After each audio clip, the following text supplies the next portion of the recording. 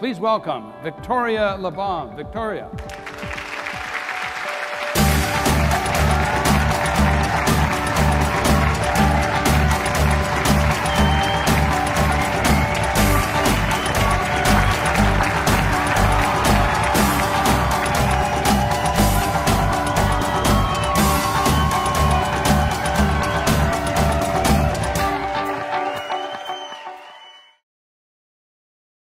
If you were to imagine a gigantic triangular prism, and you were then to imagine light shining through that prism, what happens is as that light bends, it refracts, and through that refraction, our eyes see color.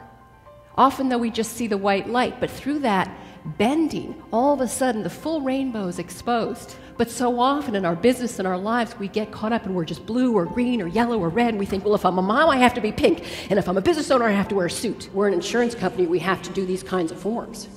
Really? Do you? Where does innovation begin? Sir Isaac Newton in the 1600s did this experiment with light where he took that beam and he shined it through and out came these colors, but he did the reverse, which not many people know. And he took all the colors and he said, if I shine it through that prism, will out come one single light.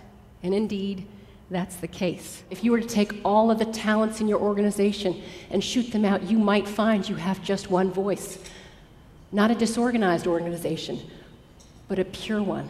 If you run a business, if you run a team, if you run a family, your job to be a great visionary with looking is to say, what are we not seeing? How can we take the obvious and turn it? How do we look in a new way at the people, at the opportunities? How do we take our business and change it to something extraordinary?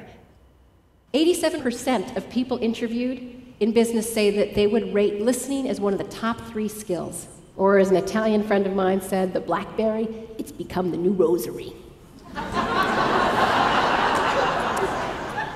So let's do some training. We'll do a micro learning session now. So here's someone speaking, the vertical line, and most of the time, we just interrupt them. The next type of listening is what I would call pouncing. And pouncing is when you know you're not supposed to interrupt. So you wait, and you wait, and you wait, and you wait, and you wait, and you wait, and the minute they're done speaking, you jump in and you say what you want to say. The emotion it produces is not a positive one. And so consciously we think, well, it's okay, at least I didn't interrupt. I waited for them to be done. But in truth, the person thinks you weren't even listening to what I was saying, and they know you were just waiting to make your comment or ask your question or say your point. People are so busy talking about their product or service that they forget to listen to what the client wants. And they forget to listen to the language the client uses.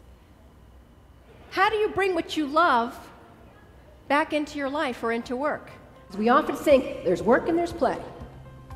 Well, I go do my hobbies and I have my fun and then I go to work.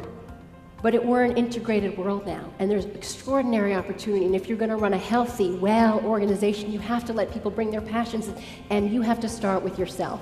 What are the passions you're not bringing in? And I want to give you some examples, and then I'm going to have 2 volunteers come up here and show me with you how this exercise works. He loves football. So now Marie and I are going to brainstorm ways he can bring football into work. You could, when you're stuck at a meeting and you can't come up with any ideas, put the football on the table and say, what would the football say?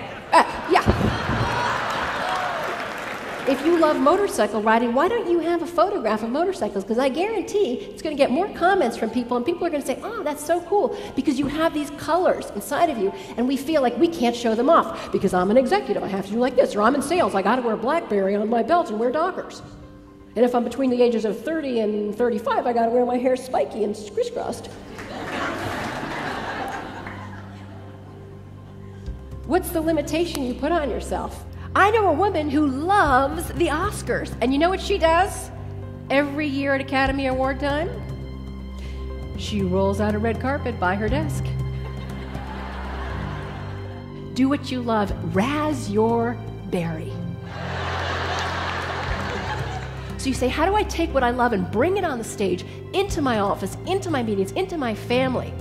Because your kids are dying to see your colors come out. But you know for whatever reason it's the right decision. And it's not until you have the courage to step into it and stay there that you see the possibilities that were meant for you. How can you take what is otherwise considered a commodity and engage your unique brilliance to transform that commodity into an art. So are you ready to celebrate your brilliance? 1, 2, 3, hit it.